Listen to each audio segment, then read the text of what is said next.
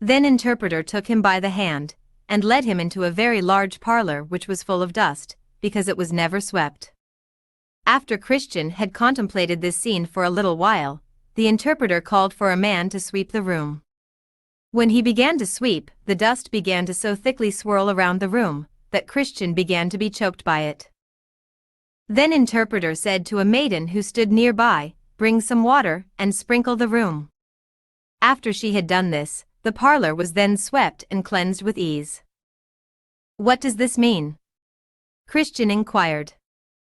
Interpreter explained, "This parlor is the heart of a man which has never been sanctified by the sweet grace of the gospel. The dust is his original sin and inward corruptions, which have defiled the whole man. He who began to sweep it first is the law. The maiden who brought and sprinkled the water is the gospel." You saw that as soon as the man began to sweep, that the dust thickly swirled around the room, and became even more difficult to cleanse, nearly choking you to death. This is to show you that the law, instead of cleansing the heart from sin, does in fact arouse sin, giving greater strength to it, and causing it to flourish in the soul.